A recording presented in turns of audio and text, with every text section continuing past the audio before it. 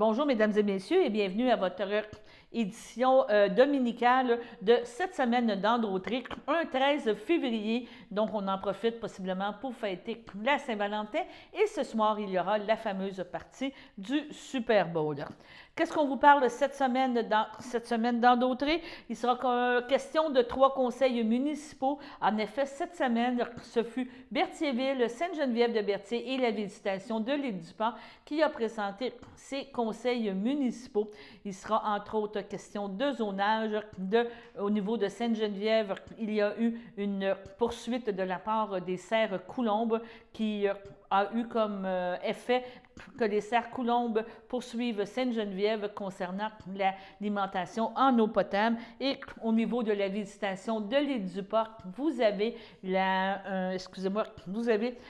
comme toujours des problèmes au niveau du trafic, de la circulation entre le rang Île-du-Port et la route 158. On rappelle que c'est quand même une route provinciale. On vous parle par la suite d'activités à faire un petit peu plus. On vous parle du Musée d'art de Joliette qui a inauguré en fin de semaine, cette semaine, ses nouvelles expositions pour la saison hivernale. Donc, on a rencontré une artiste en médiation culturelle ainsi que Ariane Cardinal du Musée d'art de Joliette.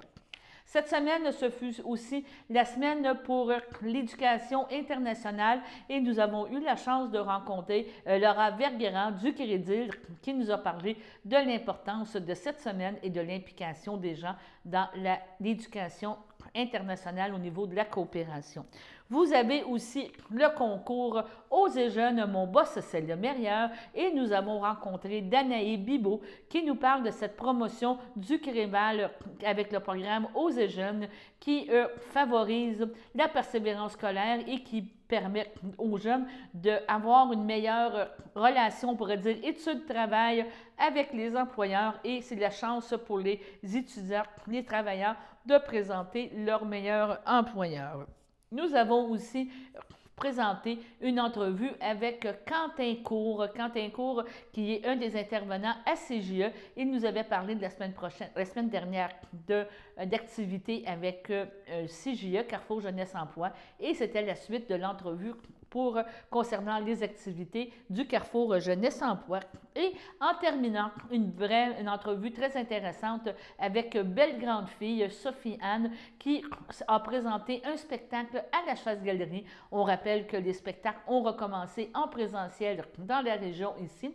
Et Belle Grande Fille nous présentait cette semaine son entrevue, ses choses, ses aspirations, ses émotions par rapport premièrement au retour en salle et nous a parlé de son spectacle qu'elle présentait à la Chasse-Galerie et par la suite des autres spectacles qui vont être présentés dans la région. Vraiment une entrevue très enrichissante avec Belle Grande Fille. Ce fut notre cette semaine d'Androtrie, un résumé des activités qui se passent dans la région, dans notre bulletin de nouvelles à toutes les semaines. On vous invite à l'écouter à toutes les semaines et nous serons de retour dimanche prochain pour une autre émission cette semaine d'Androtrie. Financière aux organismes à but non lucratif qui désirent organiser un événement à l'occasion des fêtes du 350e de Berthierville. Oui, ça c'est quelque chose, je suis très très fier. D'ailleurs, j'invite les gens à vérifier, à aller voir sur le site. Il y aura une présentation ce jeudi 19h30.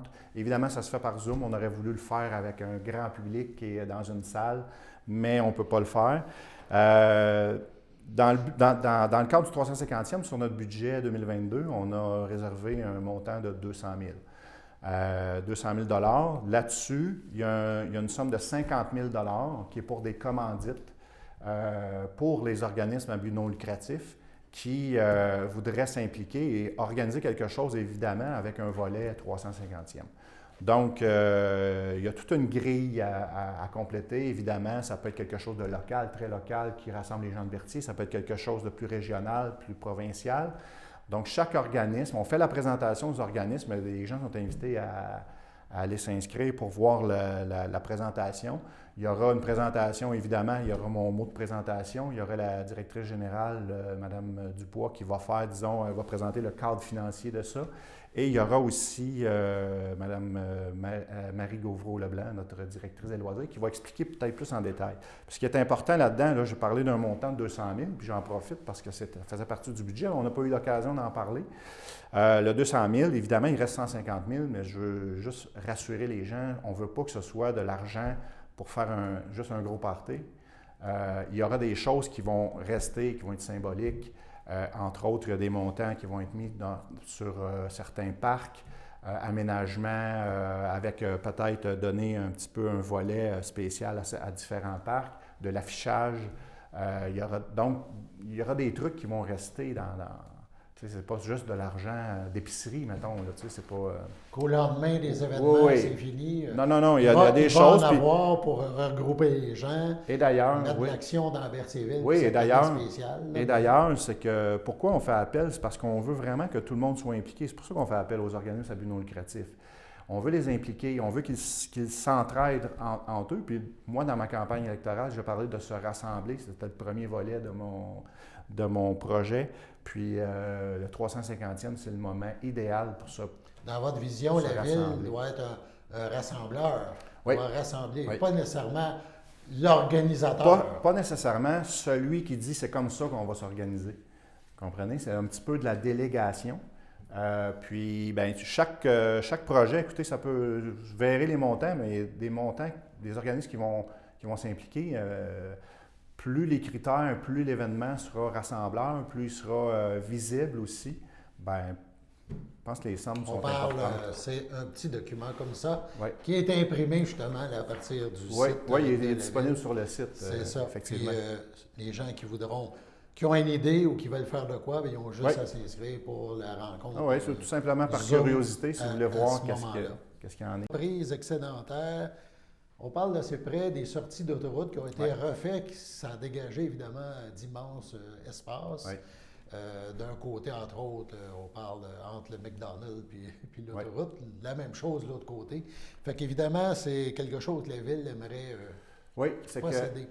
C'est qu'en fait, côté nord, disons, je ne crois pas que ça avait déjà été demandé, mais ça avait déjà été demandé. Il y avait une demande qui avait été faite. Donc, on réitère, dans le fond, notre intérêt. Parce que si vous prenez ce côté ici, le côté sud, la rue Gabriel-Brissette, qui est à l'intersection de la 158, bien, il y a une lumière, puis on pourrait prolonger. Donc, la bretelle le terrain en face, c'est la bretelle de l'ancienne bretelle d'autoroute.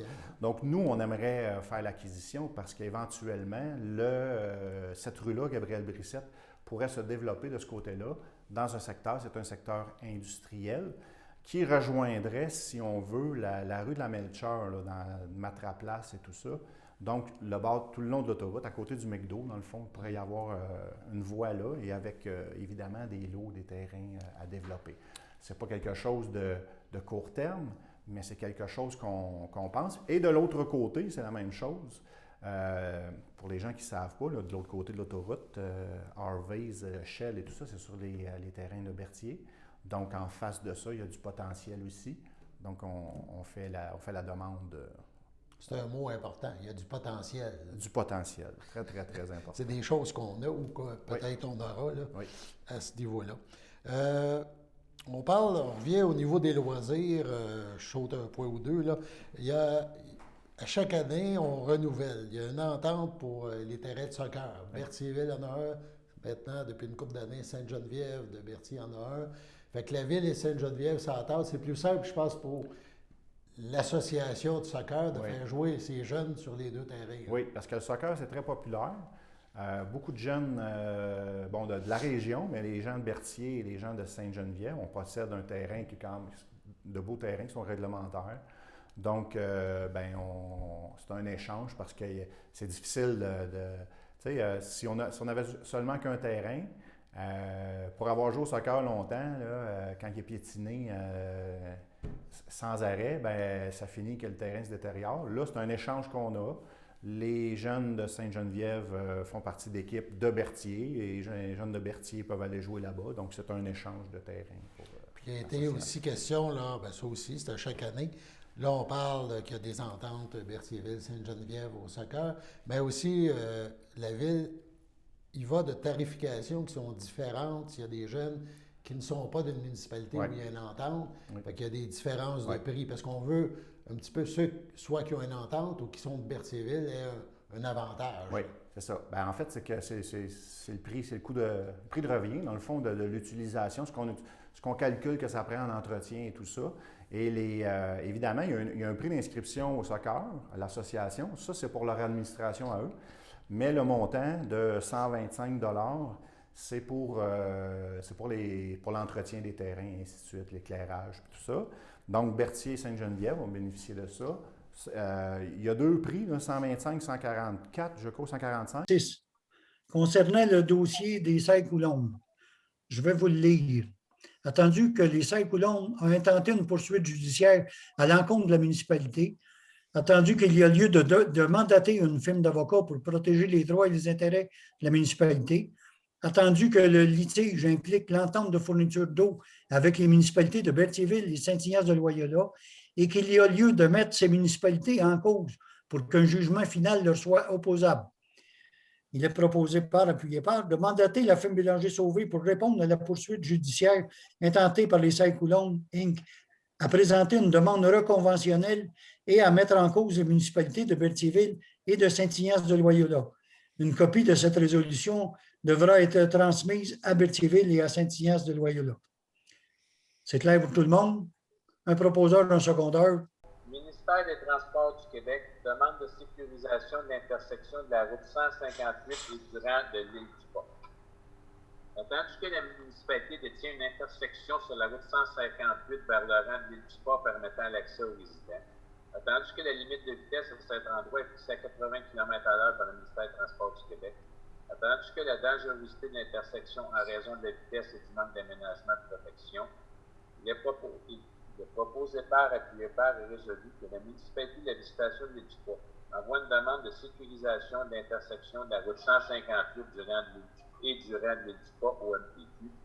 La demande de sécurisation demandée est la même que le projet pilote réalisé sur la route 347 à Saint-Damien. Une copie de cette résolution sera transmise au député de Berthier, ministre responsable de la Naudière, Mme Caroline Proulx, ainsi qu'au ministère des Transports. Est-ce que quelqu'un, essentiellement, ce que c'est que le ministère des Transports du Québec a fait un projet pilote qui constitue un marquage supplémentaire sur la route numérotée devant l'hôtel de ville de Saint-Damien. On demande à peu près la même chose, ça attire l'attention, ça force les gens, ça les aide dans les subconscients à modérer, à attirer l'attention. Il y a des ajouts d'affichage supplémentaires. Est-ce qu'il y a quelqu'un qui le propose? Jacinthe Drainville. Est-ce qu'il y a quelqu'un le second? Ange Boucher. Est-ce que c'est unanime? Oui. Je suis en compagnie de Marie-Hélène de Bellavance. On est dans un bel environnement. J'avoue que voir la Catalogne, c'est inspirant, là, si on rappelle. Et tu as eu la chance, peux-tu oui, pas de problème. Tu as eu la chance d'aller à la maison ou à la résidence Sylvie l'Espérance, d'aller rencontrer des aînés et parler de leur mémoire, parler de leurs souvenirs par l'entremise des petites maisons. Je trouve ça passionnant, ça me touche beaucoup parce que ces gens-là, ils ont de la mémoire, ils ont des choses à raconter et tu as réussi à peut-être à ramener des souvenirs dans ces petites maisons-là. C'est un peu l'idée de ce projet, ça a démarré avec Ariane Boulet, qui est une danseuse et chorégraphe qui travaille en ce moment au musée, qui fait des chorégraphies, des déambulatoires dans les CHSLD de Montréal et les environs. En fait, ils appellent ça le mouvement de passage. Donc, avec les danseurs, elle se promène, puis elle danse, elle crée des contacts avec les résidents. Puis nous, on a voulu, c'est une amie à moi, puis on a voulu créer des ateliers avec les résidents aussi pour qu'il y ait un peu une trace de son passage, de l'art. Puis l'idée des ateliers, on l'a ramené vers la maison parce qu'en CHSLD, c'est aussi un endroit où est-ce qu'on se dépouille de... Oui, qu'on accepte. Quand on passe la porte, c'est on ça, se oui. dépouille de notre vie, pas de notre vie, mais de notre maison, De notre essence. Qu'est-ce de qui nous beaucoup de identifie? choses, c'est ça. Puis l'idée de recréer des petits espaces avec les personnes âgées, c'était aussi de retourner dans l'intime, dans les souvenirs, dans la mémoire de ces espaces-là qui nous font du bien. Donc, comment je pourrais dire, de mettre en lumière que l'espace d'une maison, c'est pas juste extérieur, mais c'est à l'intérieur C'est une qu'on vient vie, le moi, c'est ça, trouver ouais, aussi. c'est ça. Donc, c'est des ateliers qui sont super riches parce qu'on a des discussions avec les résidents, puis comme vous dites, ils ont beaucoup à partager. Ils ont toute une vie. Tu sais, moi, j'arrive là, avec oui, mon t'arrives peu de vie, et là, finalement, tu puis, sais, ils acceptent de te recevoir, premièrement, puis après ça, ils acceptent que tu les écoutes. C'est Oui, sûr qu'il faut oui. avoir une très grande écoute. Moi, la question que je me pose, que je m'étais posée, est-ce que c'est toi qui as amené des objets, parce qu'on voit qu'il y en a, c'est des petits coquillages, est-ce que c'était des choses qui disaient, moi, dans ma maison, je voudrais mettre ça, puis tu allais chercher, ou c'était quelque chose, c'était comme une grosse boîte, puis aller fouiller, là, qu'est-ce que vous voulez? Ce que je fais, c'est que j'apporte les objets. On a une grande table avec toutes sortes d'objets que je ramasse depuis longtemps, qui sont là aussi pour stimuler puis éveiller les souvenirs. Ensuite, des fois, quand ils nous parlent de certains éléments, ça arrive que je vais fouiller puis je vais rechercher comme des objets. Par exemple, il y a une dame qui avait parlé d'une voiture à un moment donné, puis j'ai trouvé une petite voiture chez moi, puis je l'ai rapportée parce qu'au fil du récit, il y a des choses qu'on veut construire avec eux, donc qui manquent dans la boîte où j'avais pas comme objet. Mais c'est vraiment des objets qui sont disposés sur la table, puis que c'est ça qui est comme les déclencheurs qu'on va arriver À les faire parler. Ben oui, à retourner dans le passé, puis à retourner dans le... J'ai vu que tu avais fait des petits livres aussi. C'était eux autres qui, dans le fond, c'était une explication de quoi représente leur maison. Tu sais, là, c'est associé. Là. C'est vraiment un tout quand vous avez fait ça. En fait, c'est pour les traces, parce que chaque personne a parlé beaucoup, puis on prend des notes. Il n'y a pas juste moi qui est sur place, il y a des assistants, des aides. Puis on prend des notes de ce qui est dit, puis de ce que les gens nomment, des fois des phrases qui sont textuelles, puis je recrée un peu une petite histoire, un poème qui est comme un petit recueil, finalement, le petit récit de chaque personne. La question qui tue peut-être, tu as une dame qui a dit « Moi, je mets rien ». Tu l'exposes quand même. Est-ce que c'était la première fois que tu avais cette réaction-là avec une personne, je veux dire aînée, je veux pas dire, je veux pas être âgée, c'est de dire « Moi, là, elle a dit ». Donc, si on comprend, elle a encore une certaine frustration d'avoir tout abandonné, c'était peut-être pas son choix d'aller en résidence, mais à un moment donné, c'est malheureux, mais je ne dirais pas l'obligation, mais on comprend que la situation fait qu'aujourd'hui, si tu veux continuer, c'est dans cet environnement-là. Là, Sylvie l'Espérance, c'est un bel espace, là, je sais que c'est très bien, mais tu sais, c'est quand même, tu dois quand même rester surpris. La première fois qu'elle dit « Moi, je fais rien », tu as sûrement essayé de l'amener, puis ça... On a essayé avec la technicienne de suggérer, mais puis elle voulait pas en fait elle voulait pas accumuler des choses. Elle a dit, je veux pas choisir des objets, puis qu'après ça, vous soyez pris avec ça. Puis je disais, non, ça va être exposé, il parlait du contexte. Mais elle refusait, puis je dis, ben, c'est correct, on va pas, on n'insistera pas, puis je trouvais ça beau, la symbolique de tout ça, puis je dis, je vais l'exposer pareil parce que je trouve que ça démontre aussi que, c'est tellement difficile de départir, puis elle a réussi, pour elle, c'était ça aussi, j'ai réussi à tout donner, puis là, j'ai plus le goût de m'encombrer puis d'encombrer les autres. J'ai plus le goût de recommencer. Je l'ai fait. Ce passage-là.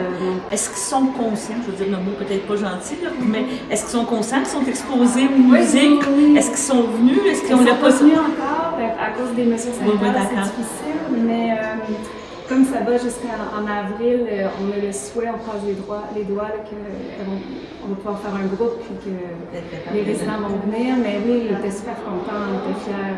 Il y a sûrement la famille aussi qui ont été contents de voir cette approche-là. Pour eux autres, je pense que ça va leur faire un beau souvenir. En tout cas, moi, ça me donne des petites larmes. Mais je me dis, Oui, parce que les suite joueurs- au départ, au départ de l'aîné, de dire, regarde ça, tu sais, mon père a réussi, mon parent a réussi à faire ça, puis ça représente pour nous, en tout cas, excusez, là. Non, ça vient, mais c'est ça.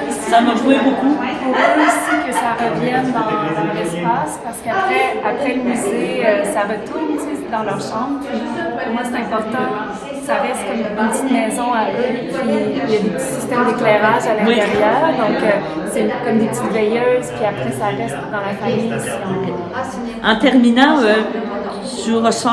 comment tu te ressens avec cette expérience-là? Parce que c'était peut-être pas la première fois, mais à chaque fois que tu fais cette médiation-là, quand tu décantes, comment tu te sens? Est-ce que tu te regardes aller et tu te dis, oui, je pense comme eux, je me vois dans eux un jour? Oui, c'est sûr. Je trouve ça très riche. Je trouve que ça me fait aussi me questionner beaucoup sur moi, mon parcours de vieillesse qui s'en vient éventuellement, comme tout le monde. Puis, oui, c'est tellement riche en même temps. Il y a tellement de savoir. C'est ça que je trouve quand je ressors. On oublie qu'on a accès.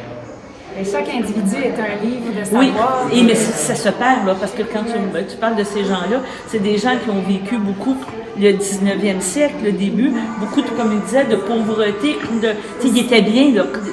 Je pense qu'il n'y en a pas un qui ne doit pas avoir dit qu'il n'a pas été heureux, mais tu regardes la simplicité et on s'en revient vers ça. T'sais, on parle beaucoup d'environnement, il y avait beaucoup de recyclage, de choses. Mais ce qui ressort, c'est pas ce dont on parle, en fait. Je trouve que souvent, les gens vont, en vieillissant, c'est particulier comment la mémoire est sélective aussi, c'est quoi les souvenirs. Oui. Je pense beaucoup à ma grand-mère qui est décédée maintenant, mais elle parlait souvent à la fin de sa vie de son enfance, de son père, de elle qui était jeune.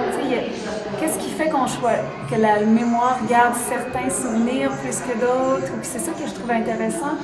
Quand moi je leur propose une maison, je dis pas c'est la maison de votre enfance, un espace dans lequel vous êtes bien, ça peut être un espace imaginé, puis il y a des gens pour qui c'est vraiment quand ils étaient tout petits, puis il y en a d'autres pour qui c'est leur maison, qui ont passé des années. Il y a eu des chalets aussi à travers ça, c'était notre maison d'été, puis c'est beau de voir dans le fil de notre vie qu'est-ce qui ressort après. C'est quoi qui vient nous toucher le plus, puis qui nous reste quand il y a des choses qui s'épurent, parce que nous aussi, on oublie plein de choses. En tout cas, c'est très agréable, c'est très beau. Félicitations. Est-ce que ce projet-là, c'était fait ici, votre prochaine étape, est-ce que vous le transportez dans d'autres résidences? On aimerait ça. Là, c'est sûr que depuis 2 ans, ça a été assez chaotique dans notre entrée dans les résidences pour personnes âgées, mais je trouve que c'est un beau passage de recommencer puis de venir au musée, puis que ça se voit un peu plus. Puis oui. Ah ben, je vous remercie beaucoup. Merci. C'est gentil. On parle aussi au mois de février, tu as un atelier magique, MAG, tu as pris le Musée d'art de Joliette, et que c'est très concept et tout. Est-ce que tu peux nous en parler un petit peu de cette activité-là qui va venir en février?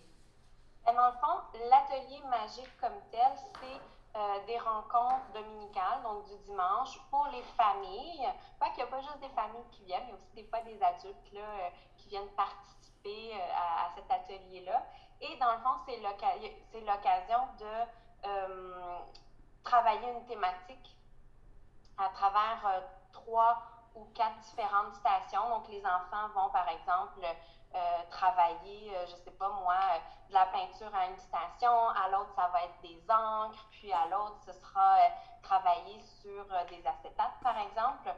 Et donc, ils s'amusent comme ça, passer une station à l'autre. Ça, c'est une facette de l'atelier magique. L'autre facette, c'est de rencontrer des artistes, de discuter avec des artistes et de créer avec les artistes. Donc, ils sont vraiment chanceux de pouvoir travailler comme ça avec des gens qui sont reconnus, qui ont une pratique et de pouvoir explorer en leur compagnie, ça permet de développer des compétences, mais aussi des habiletés, mais aussi de développer une confiance en soi qui est très grande, là, puis de découvrir toutes sortes de nouvelles choses. Et justement, à la fin février, ce sera l'occasion de créer avec Marie-Hélène Bellavance, justement l'artiste de la maison que j'habite moi. Elle sera là et elle va rencontrer les familles pour créer avec elle. Chacune va créer une petite boîte, comme les boîtes faites avec dans le CHSLD. Quelque chose aussi qui me... Encore là, on regarde dans votre programmation. Visite commentée, le Grand Tour. Tu es d'accord avec moi que c'est une chance unique que peuvent avoir les visiteurs? Parce que oui, souvent, tu vas au musée d'art, tu vas voir une exposition particulière où tu as un but précis, mais avoir la possibilité de voir toutes les salles et que ça soit commenté, que les œuvres soient présentées et qu'est-ce qu'elles représentent et parler de l'artiste, c'est un privilège. Là, quand tu parles dans votre description, vous parlez de VIP, c'est vraiment VIP, c'est vraiment spécial. J'imagine que c'est pas le patron qui va faire la visite, mais ça va être quelqu'un qui est habitué de faire ça, là, qui fait des choses comme ça. Là. Oui, tout à fait. Donc, en fait, c'est Denise qui est une guide d'expérience. Denise, ça fait 30 ans qu'elle est au musée. Elle connaît le musée de fond en comble. Elle connaît aussi des anecdotes. Et quand on parle de visite VIP, c'est que Denise, en fait, elle vous demande qu'est-ce que vous voulez voir. Hein, on rentre dans une salle, là, qu'est-ce que vous voulez voir? Puis, elle va pouvoir le moduler, créer une visite sur mesure avec les visiteurs qui se présentent. Vous voulez que la visite dure 30 minutes? Ben, elle condense une visite de 30 minutes. Vous voulez qu'elle dure 2 heures? Denise, elle est excellente pour faire des visites. Elle va moduler le temps. Elle va adapter le contenu en fonction de la clientèle. C'est pour ça qu'on appelle ça VIP, parce qu'il n'y a pas une visite qui est pareille, en fait. Tout dépend du visiteur ou des visiteurs qui se présentent à ces visites-là, le Grand Tour, les jeudis. Et puis, dans le fond, elle crée avec vous une visite. Sinon, est-ce qu'on peut la demander? Est-ce que vous offrez des visites pour des groupes en disant, bon, ben, tu me parles de Denise, c'est quelque chose qui est possible au musée, d'avoir des visites privées, d'avoir une visite, parce que je connais, il y a tellement des œuvres et tellement des choses au musée pour l'avoir visité à quelques occasions, avoir eu la chance. Et on parle beaucoup maintenant d'art contemporain, mais il y a beaucoup aussi d'autres thématiques. Là. Je crois que dans l'art sacré, il y a bien de choses là, que vous avez au musée. Là. Ben oui, en fait, on fait des visites de groupe aussi. Là, il suffit de téléphoner. Puis nous, on a plein de guides. Il y a Denise qui est excellente, qui fait les visites du jeudi, mais on a toute une équipe de guides qui peuvent faire différents types de visites. On offre, là, il suffit d'aller sur notre site Internet, là, dans l'onglet Éducation, puis vous allez avoir toutes les informations sur les différents types de visites qu'on peut offrir pour les groupes. De ce point-là, on rappelle que c'est le 24 février. Toute la journée, c'est bien ça, à partir de 14 h qu'il y aura ce type de visite-là qui va être offert au musée. Le camp de jour, je te relance. Il faut en parler. Parfait.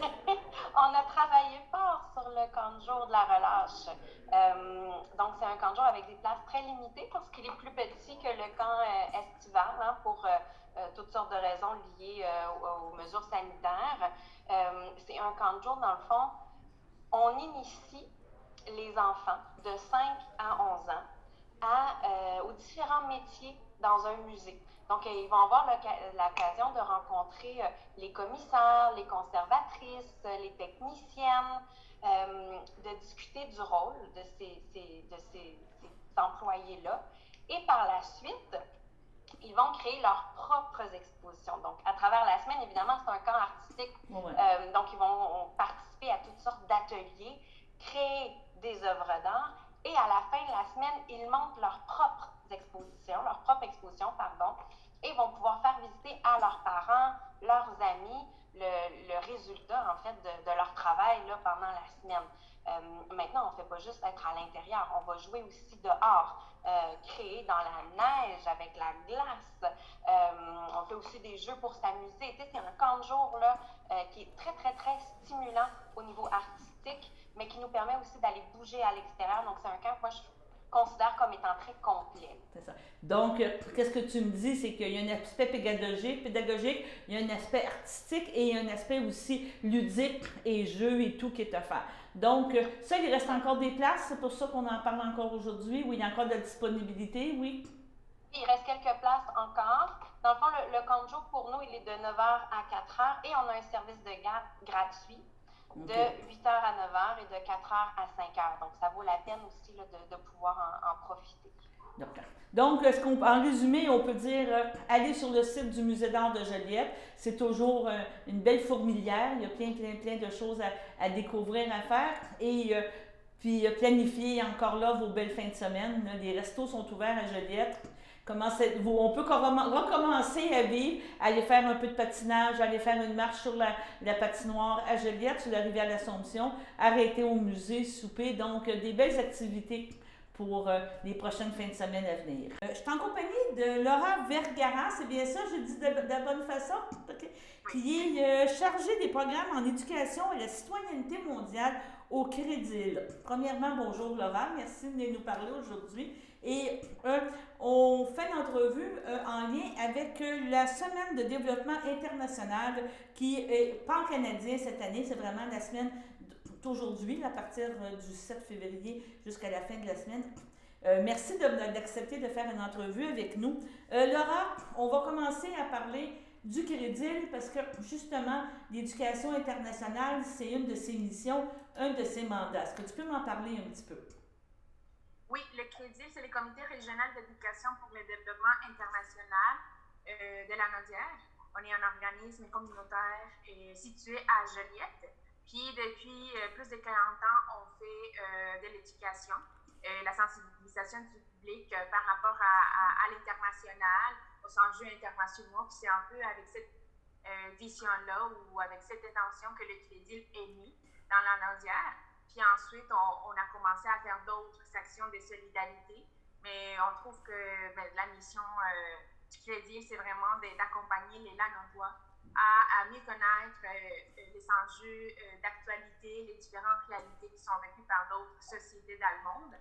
Alors, c'est ça, on fait beaucoup d'activités en lien avec toute la partie de sensibilisation, information, échange, de dialogue par rapport à différentes thématiques. Puis, justement, pour la Semaine du développement international qui a commencé hier, ça va terminer le 12 février. Celle-ci est une campagne de sensibilisation qui est réalisée partout au Canada, puis elle vise à mettre en valeur les actions en solidarité internationale et en développement international qui sont réalisées par le Canada, par le Québec et également en collaboration avec des partenaires, des organisations, des ONG à l'international dans différents pays du Sud notamment. Alors, oui. Vas-y.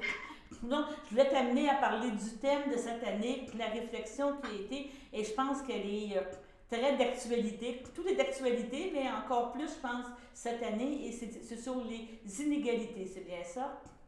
Oui.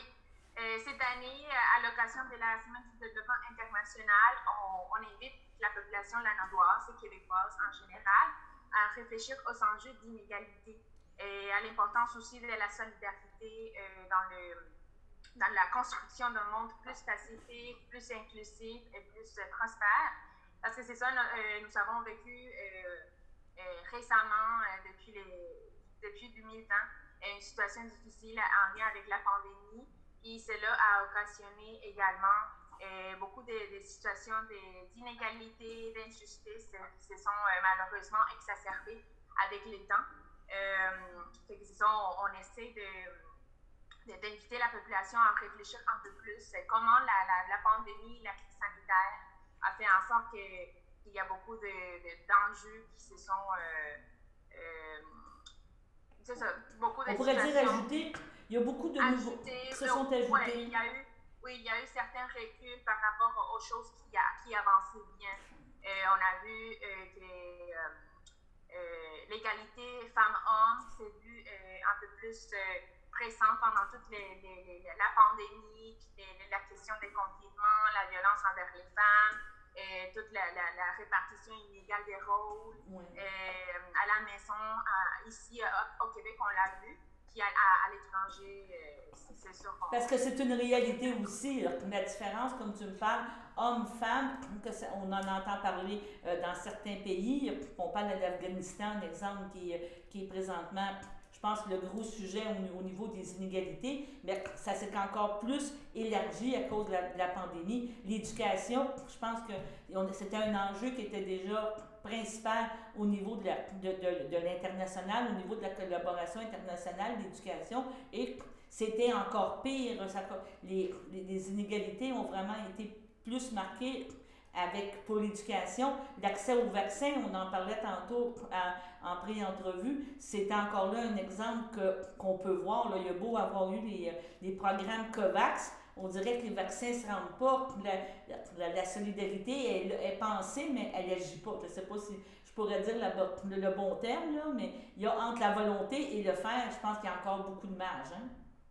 Oui, c'est ça. Il manque encore un peu plus de volonté de la part des pays pour mettre en pratique ou concrétiser cette collaboration ou cette solidarité, mais aussi à l'intérieur de chaque pays, il y a toujours des situations d'accessibilité très difficiles. À l'intérieur de chaque pays, il y a quand même beaucoup de situations... des contraintes. Des contraintes. Fait que c'est ça, c'est pas très simple. Puis l'accès au vaccin, c'est un exemple très concret de ça.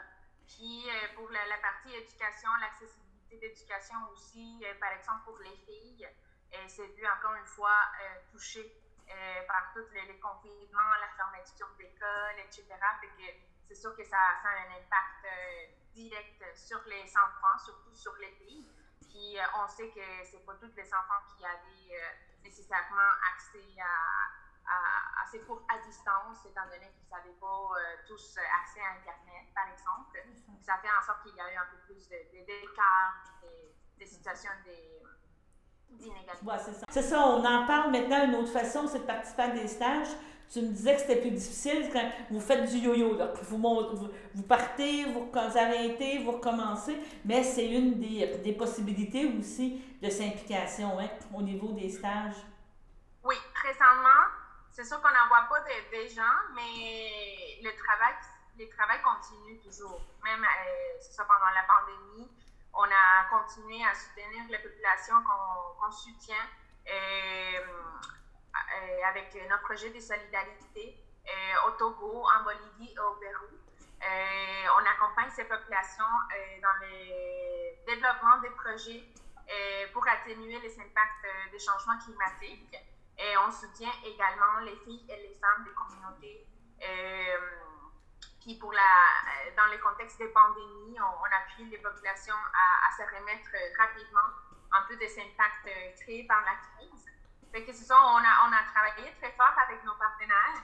Puis, par exemple, au Togo, l'ONG avec laquelle on collabore à concentrer ses actions à l'appui des groupes de femmes pour qu'elles puissent démarrer leurs activités économiques auprès des petits producteurs et productrices locaux. Puis c'est à peu près, on a eu 2300 personnes qui ont été directement bénéficiées par les actions du Crédit à l'international, au Togo au moins. Mais c'est ça, on travaille présentement à développer un peu plus les projets avec les communautés pour éventuellement avoir l'opportunité d'envoyer des personnes jeunes et adultes à nous soutenir dans ces projets-là sur place. C'est ça, on attend juste que le gouvernement fédéral puisse nous donner la permission d'envoyer des gens à l'étranger en toute sécurité. Puis à ce moment-là, c'est sûr qu'on va partager l'information parce que maintenant, on peut même avoir des personnes un peu plus âgées dans nos projets. Le programme Oser Jeunes du Crémal. Bonjour Danaï, merci d'être chez nous. Et c'est la semaine de la persévérance scolaire. Cette semaine, on va rencontrer la grande patronne, Mme Picard, mais toi, tu viens nous parler de Ose et Jeunes et c'est associé au Créval depuis quelques années, là. Oui, en fait, le Créval a décidé de créer le programme Ose et Jeunes en 2006. Donc, on a fêté nos 15 ans l'année passée. Un programme qui est vraiment destiné aux entreprises, donc le milieu des affaires qui gravite autour des employés étudiants. Donc, c'est un programme via une certification. Et cette certification-là, c'est qu'on demande aux employeurs d'être un bon patron pour les jeunes, pour qu'ils puissent continuer leur étude tout en travaillant. C'est un petit peu ça l'objectif, hein? C'est exactement ça, en fait, une certification aussi de reconnaissance. Nous, lorsqu'on offre la certification à une entreprise, c'est de se dire, cette entreprise-là est sensibilisée à la réalité des étudiants, comprend l'importance de la réussite éducative, de la diplomation. Donc, nous, on les valorise d'une certaine façon aussi en leur faisant de la promotion, mais on offre des outils, des services et de l'accompagnement à ces entreprises-là qui embauchent des jeunes, qui doivent aussi poser des bons gestes à l'égard de leurs employés étudiants en conciliation avec ce travail, entre autres. OK. Tu me parles de certification, donc vous allez en entreprise rencontrer l'employeur, vous faites une évaluation, on pourrait dire comment ils traitent, c'est quoi les attitudes qu'il y a versus les jeunes, et est-ce que les jeunes aussi ont leur mot à dire par rapport à ça? Bien, en fait, vous avez tout à fait raison par rapport à l'évaluation, parce que du moment où l'entreprise embauche des jeunes, nous, on a des spécialistes en ressources humaines qui vont faire une évaluation directement sur le terrain.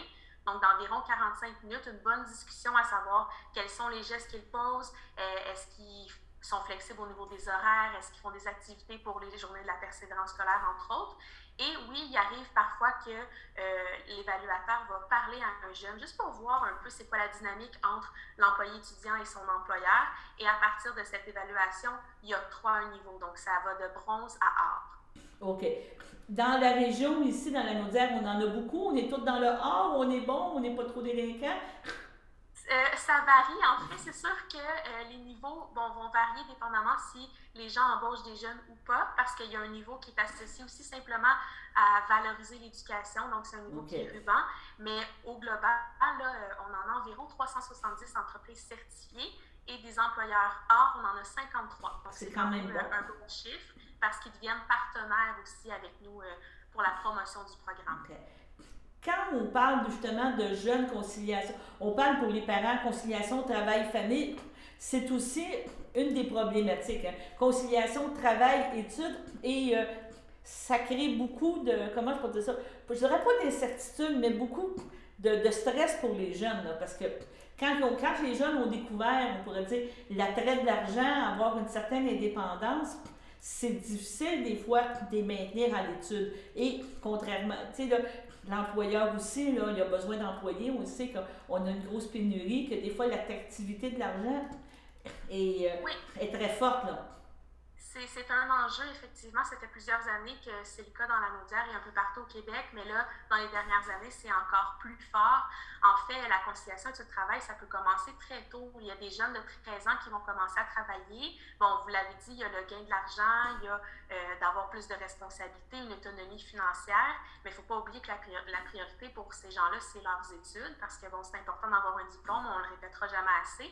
Mais évidemment, il faut que, de part et d'autre, que ce soit les parents de ce jeune-là, le jeune lui-même, les professeurs et les employeurs, un peu tout le monde explique à ce jeune-là, non, mais ta priorité, c'est tes études quand même. C'est correct d'avoir un emploi, mais n'oublie pas qu'il faut que tu concentres aussi ton temps à étudier puis à faire ton école. Ton école. Donc, on en vient un petit peu à parler de cette semaine, et vous avez un programme, Mon boss, c'est le meilleur, c'est bien ça que je dis, c'est ça le bon terme, excuse-moi? Oui, c'est un concours, le concours Mon boss, c'est le meilleur. Mon boss, c'est le meilleur. Donc, dans le fond, peux-tu me l'expliquer un petit peu, puis on va en reparler, là? Ben oui, en fait, le concours, c'est la 2e édition cette année. La première édition, c'était l'an dernier, dans le cadre des JPS, donc les Journées de la persévérance scolaire. C'est un projet pilote, puis ça a bien fonctionné, donc on s'est dit qu'on allait le ramener cette année. Très fière de le refaire parce que je pense que c'est un beau concours. Et en fait, on invite les jeunes à nommer leur employeur s'ils considèrent qu'il est le meilleur de la Naudière, donc rien de moins. Et ça vient permettre un peu à ces jeunes-là de réfléchir à leur conciliation de ce travail, mais ça met en valeur aussi les bons employeurs de la Naudière parce que le concours est vraiment étendu sur toute notre région, donc autant dans le nord que dans le sud, ce qui est intéressant. Et oui, c'est Osez Jeunes qui l'organise, propulsé par le CREVAL, mais on veut aussi que tout le monde puisse participer. Donc, les entreprises qui ne sont pas Osez Jeunes peuvent être éligibles aussi au concours. Et devenir Osez Jeunes, je veux dire. Et devenir Osez Jeunes par le fait même. Par le fait même, ça peut être une façon de recruter. Et c'est oui. ça, on parle d'un bon boss, c'est ça, du programme Osez Jeunes du CREVAL. Bonjour Danae, merci d'être chez nous. Et c'est la semaine de la persévérance scolaire. Cette semaine, on va rencontrer la grande patronne, Mme Picard, mais toi, tu viens nous parler de Osez Jeunes et c'est associé au CREVAL depuis quelques années, là. Oui, en fait, le CREVAL a décidé de créer le programme Osez Jeunes en 2006. Donc, on a fêté nos 15 ans l'année passée. Un programme qui est vraiment destiné aux entreprises, donc le milieu des affaires qui gravite autour des employés étudiants. Donc, c'est un programme via une certification. Et cette certification-là, c'est qu'on demande aux employeurs d'être un bon patron pour les jeunes, pour qu'ils puissent continuer leur étude tout en travaillant. C'est un petit peu ça l'objectif, hein? C'est exactement ça. On fait une certification aussi de reconnaissance. Nous, lorsqu'on offre la certification à une entreprise, c'est de se dire cette entreprise-là est sensibilisée à la réalité des étudiants, comprend l'importance de la réussite éducative, de la diplomation. Donc, nous, on les valorise d'une certaine façon aussi en leur faisant de la promotion, mais on offre des outils, des services et de l'accompagnement à ces entreprises-là qui embauchent des jeunes, qui doivent aussi poser des bons gestes à l'égard de leurs employés étudiants en conciliation avec ce travail, entre autres. OK. Tu me parles de certification, donc vous allez en entreprise rencontrer l'employeur, vous faites une évaluation, on pourrait dire comment ils traitent, c'est quoi les attitudes qu'il y a versus les jeunes, et est-ce que les jeunes aussi ont leur mot à dire par rapport à ça? Bien, en fait, vous avez tout à fait raison par rapport à l'évaluation, parce que du moment où l'entreprise embauche des jeunes, nous, on a des spécialistes en ressources humaines qui vont faire une évaluation directement sur le terrain. Donc, d'environ 45 minutes, une bonne discussion à savoir quels sont les gestes qu'ils posent, est-ce qu'ils sont flexibles au niveau des horaires, est-ce qu'ils font des activités pour les journées de la persévérance scolaire, entre autres. Et oui, il arrive parfois que l'évaluateur va parler à un jeune juste pour voir un peu c'est quoi la dynamique entre l'employé étudiant et son employeur. Et à partir de cette évaluation, il y a 3 niveaux. Donc, ça va de bronze à or. OK. Dans la région, ici, dans la Naudière, on en a beaucoup. On est tous dans le or, on est bon, on n'est pas trop délinquants. Ça varie. En fait, c'est sûr que les niveaux vont varier dépendamment si les gens embauchent des jeunes ou pas, parce qu'il y a un niveau qui est associé aussi simplement à valoriser l'éducation. Donc, c'est un niveau qui est ruban. Mais au global, là, on en a environ 370 entreprises certifiées et des employeurs or, on en a 53. Donc, c'est quand même bon. Un bon chiffre parce qu'ils deviennent partenaires aussi avec nous pour la promotion du programme. Okay.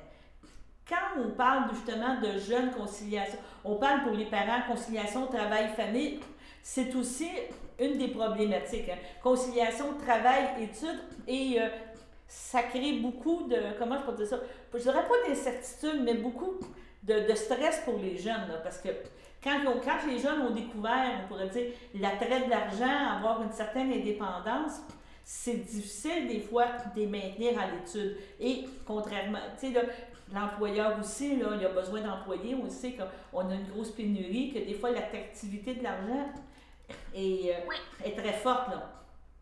C'est un enjeu, effectivement. Ça fait plusieurs années que c'est le cas dans la Naudière et un peu partout au Québec, mais là, dans les dernières années, c'est encore plus fort. En fait, la conciliation et le travail, ça peut commencer très tôt. Il y a des jeunes de 13 ans qui vont commencer à travailler. Bon, vous l'avez dit, il y a le gain de l'argent, il y a d'avoir plus de responsabilités, une autonomie financière, mais il ne faut pas oublier que la priorité pour ces gens-là, c'est leurs études, parce que bon, c'est important d'avoir un diplôme, on ne le répétera jamais assez. Mais évidemment, il faut que, de part et d'autre, que ce soit les parents de ce jeune-là, le jeune lui-même, les professeurs et les employeurs, un peu tout le monde explique à ce jeune-là, non, mais ta priorité, c'est tes études quand même. C'est correct d'avoir un emploi, mais n'oublie pas qu'il faut que tu concentres aussi ton temps à étudier puis à faire ton école. Ton école. Donc, on en vient un petit peu à parler de cette semaine et vous avez un programme, Mon boss c'est le meilleur, c'est bien ça que je dis, c'est ça le bon terme, excuse-moi. Est-ce que Oui, c'est un concours. Le concours Mon boss c'est le meilleur. Mon boss c'est le meilleur. Donc, dans le fond, peux-tu me l'expliquer un petit peu, puis on va en reparler, là? Ben oui, en fait, le concours, c'est la deuxième édition cette année. La première édition, c'était l'an dernier, dans le cadre des JPS, donc les Journées de la persévérance scolaire. C'est un projet pilote, puis ça a bien fonctionné, donc on s'est dit qu'on allait le ramener cette année. Très fière de le refaire parce que je pense que c'est un beau concours. Et en fait, on invite les jeunes à nommer leur employeur s'ils considèrent qu'il est le meilleur de la Naudière. Donc, rien de moins. Et ça vient permettre un peu à ces jeunes-là de réfléchir à leur conciliation de ce travail, mais ça met en valeur aussi les bons employeurs de la Naudière parce que le concours est vraiment étendu sur toute notre région, donc autant dans le nord que dans le sud, ce qui est intéressant. Et oui, c'est aux jeunes qui l'organisent, propulsés par le CREVAL, mais on veut aussi que tout le monde puisse participer. Donc, les entreprises qui ne sont pas aux jeunes peuvent être éligibles aussi au concours. Et devenir aux jeunes, je veux dire. Et devenir aux jeunes par le fait même. Par le fait même, ça peut être une façon de recruter. Et c'est oui. ça, on parle d'un bon boss, c'est ça. On a parlé beaucoup des 3 jours, des deux dernières journées. Oui. C'est comme justement de la préparation pour présenter son CV, établir un petit peu plus son profil de qu'est-ce qu'il aime, qu'est-ce qu'il n'aime pas, ou ça sert à quoi les 2 derniers jours? Exactement. Donc dans les 2 dernières journées, on va avoir des temps par exemple où la personne va pouvoir faire son CV, faire sa lettre de motivation, faire des simulations d'entrevue pour quand elle va se chercher un emploi, être prête face aux futurs employeurs. On a aussi des temps de cuisine collective parce qu'il faut savoir que nous, on fournit le repas à tous les jours aux personnes qui vont participer au projet. Okay. Donc on fait des cuisines tous ensemble et on fait une 50aine de repas par semaine et après les personnes peuvent manger comme ça grâce aux cuisines qu'on va faire. Ah, c'est merveilleux. Oui. Mon Dieu, c'est très très bien. Ça te vient de dire, est-ce qu'on doit s'inscrire? J'imagine pas que tu cognes sur la rue Richard et te dis bonjour, je m'en viens faire. Oui, ça serait possible de venir cogner avec grand plaisir, mais sinon on peut nous contacter à notre numéro de téléphone qui est le 450-755-2226. Est-ce qu'il y a beaucoup de places encore de disponibles? Alors, nous, il faut savoir qu'on a un projet qui roule tout au long de l'année, donc c'est-à-dire qu'on peut s'inscrire quand on le veut. Donc il suffit de nous contacter, dire qu'on est intéressé par les ateliers du Carrefour. Et puis à partir de ce moment-là, on va se rencontrer et puis on va voir si ça fonctionne. Donc c'est un roulement. Autrement dit, il y a des gens qui rentrent, il y a des gens qui sortent, on vit les joies, les peines, les succès de chacun. Exactement. Et il y a une motivation dans ça aussi. Ben oui, c'est ça, parce qu'on est un groupe, donc les uns et les autres se soutiennent dans le projet. Et l'idée à la fin, c'est que tout le monde puisse obtenir soit l'emploi, soit les études qu'il souhaite. Okay. Et dernière question, je ne vais pas qui tue, mais ton taux de placement, est-ce que vous êtes si tu le continues de mois en mois, c'est parce qu'il doit y avoir quand même un bon roulement et un bon taux de placement au bout de l'année? Les derniers chiffres qu'on avait, on était autour de 85% des gens qui se trouvaient un emploi ou des études à la fin du projet, donc c'est extrêmement satisfaisant. Donc ils ont vraiment fait une réorientation, puis même ceux qui s'en vont aux études sont plus motivés, puis ils savent plus où ils s'en vont. Oui, c'est ça, parce que tout au long du projet, ils ont pu se poser des questions, mieux se connaître, et puis se dire, effectivement, moi, je serais peut-être plutôt intéressé par tel ou tel type d'emploi, donc il va falloir que je fasse tel ou tel type d'études, ce qui leur permet de mieux cibler vers quoi ils veulent être. Okay. Donc, pas de discrimination, d'intégration, je ne peux pas dire tout est beau, il ne faut pas se gêner. Autrement dit, il ne faut pas dire « ça ne marchera jamais », il faut aller l'essayer. Je pense que c'est, on pourrait dire le modus, la pensée qu'il faut avoir par rapport à ce projet-là. Donc si par exemple vous avez quelqu'un autour de votre entourage, votre fils, votre fille, votre neveu, votre nièce, des amis qui souhaitent se réorienter ou reprendre un chemin différent dans leur vie, n'hésitez pas à nous contacter, ça va nous faire plaisir de les recevoir et puis de pouvoir travailler ensemble. Non, je te remercie beaucoup, Quentin. Merci à vous. Tu viendras nous présenter tes réalisations, tes stagiaires. Ça va nous faire plaisir. Avec grand plaisir. Merci. Tu es accompagnée de Anne-Sophie, qu'on connaît aussi sur Belle Grande Fille. Bonjour Anne-Sophie. Bonjour Danielle. C'est ça. Et on est content de vous recevoir aujourd'hui parce que vous allez être en prestation, en fin de compte, devant le public. Ça va faire du bien. Pourrait, le 10 février à la Chasse-Galerie à la Valtrie. Mais avant, on va vous présenter aussi, on va faire une petite courte bio. Vous êtes originaire du Lac-Saint-Jean, c'est bien ça? Exactement. Et vous avez été la grande finaliste au fameux concours, parce que c'est quand même très prestigieux, ma première place des arts. Je pense que c'est un concours de chant pour les auteurs-interprètes qui est reconnu, là, même au même titre qu'on pourrait dire que Granby. C'est quand même quelque chose qui qui écrit très bien. Il y a quand même beaucoup d'artistes qui ont émergé de cette activité-là. Est-ce que vous pouvez parler de cette expérience-là? Partir du Lac-Saint-Jean, s'en venir à Montréal, c'est pas évident, je pense, malgré qu'on est artiste, là, mais du jour au lendemain, là, décider de partir, d'aller tenter sa chance à la Place des Arts, c'est quand même mythique. Là. Non, c'est ça, vous le dites, Daniel, ça n'a pas été... moi, ce qui m'a fait quitter ma région, c'est vraiment la musique. Ça a été de vouloir poursuivre cet intérêt-là que j'avais envers la musique, les arts de la scène. Puis ma première Place des Arts, c'est cocasse parce que je l'ai fait 2 fois dans ma vie, ce concours-là. Je l'ai fait une fois en 2012, où est-ce que j'ai chanté, j'ai participé comme interprète. Puis je l'ai fait une seconde fois en 2018, fait que 6 ans avaient passé déjà.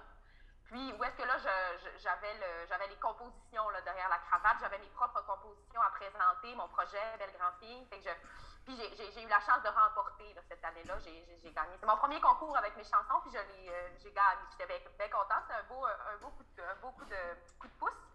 Puis c'était vraiment une belle expérience. On a eu, ce qui est bien avec ma première Place des Arts, c'est qu'il y a beaucoup de mentorat. Fait que moi, j'ai travaillé avec Éric Goulet, Dany Placard pour travailler sur mes chansons, travailler l'interprétation scénique, aussi donner des conseils d'écriture. Ça m'a beaucoup aidé dans l'écriture de mes chansons futures, puis en plus de toute la visibilité là, que ça a donné par la suite. Oui, parce qu'il faut dire que, premièrement, je vais dire, peut-être en 2018, il y avait la maturité, il y avait la connaissance du lieu. Là. Veut pas, c'est pas parce qu'on veut en profiter, mais tu arrives en 2012, tu arrives en 2018, tu n'as pas la même attitude, parce que là, tu connais la salle. Je pense que ça se passe à la 5e salle, hein? C'est bien ça? Quand ça a lieu? Oui, la finale est à la 5e salle. Sinon, c'est à la toute petite salle Claude Léveillé là, pour les quarts de finale. Puis tout le travail qui est fait, c'est plus à la salle Claude Léveillé, mais la finale est à la 5e salle. Donc, tu es proche pour connaître la salle. Tu es en proximité avec tout. Mais à la fin, c'est un salon. Là. On y va tellement souvent que... Oui, c'est sûr que la maturité, vous l'avez dit, Daniel, j'avais un baccalauréat en musique derrière la cravate aussi. J'ai fait mon bac à l'Université de Montréal. Puis j'ai joué dans beaucoup de groupes aussi, des groupes de folk, des groupes de jazz, plein de types de musique différentes. Donc, mais ses propres chansons, ses chansons à soi, ça reste toujours vraiment vulnérabilisant. Puis c'est vraiment comme donner une partie de soi-même. Fait que ça me gardait fébrile. Mais pour le reste, l'expérience de scène, puis la confiance, j'avais une bonne partie de faite.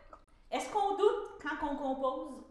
Tu me dis que tu composes tes propres chansons. Est-ce que tu as beau le faire écouter à ton entourage, là, j'imagine le papa, maman, le chum, tout ça, oui. Mais quand tu vas aller les présenter, quand tu as à être jugé, quand tu as à les interpréter, est-ce que tu as toujours un petit doute, quelque chose en dedans de toi qui te pose des questions? C'est-tu la même chose? Je pense que la force de ce doute-là diminue avec le temps, mais il est toujours là.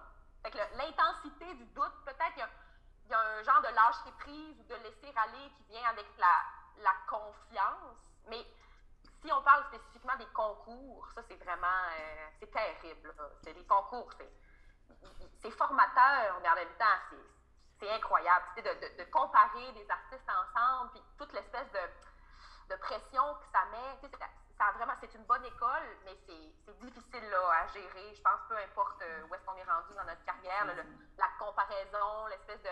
Comme si c'était toujours...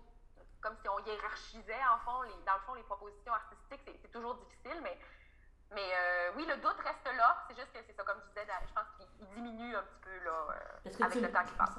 Tu me dis que tu es allé à l'université, donc tu as eu à passer des concours, des tests toujours, à faire des choses. Donc, c'est toujours on a toujours ce stress-là. C'est bon ou pas bon. Par étant musicienne moi-même, je peux comprendre que ça peut amener, mais ça peut être aussi ravageur un peu, on pourrait dire. Exactement. C'est ça. Si on n'est pas assez solide dans notre identité artistique, ça peut vraiment venir jouer dans notre tête, là, puis nous déstabiliser assez profondément. Fait qu'il faut comme être... On travaille sur la confiance puis sur l'enracinement. Puis après ça, on est capable d'encaisser ces critiques-là ou ces commentaires-là plus sainement, je pense. Tu viens de me dire que tu as gagné en 2018 avec la première Place des Arts. Donc, je sais que ce concours-là vient aussi avec de la promotion. Là. Normalement, tu es censé avoir une équipe avoir une équipe en arrière. On parle de 2019-2020, bang, tout tombe à l'eau. On se retrouvait avec un certain mois de mars en disant on n'y se passe plus rien. Comment tu as vécu ça?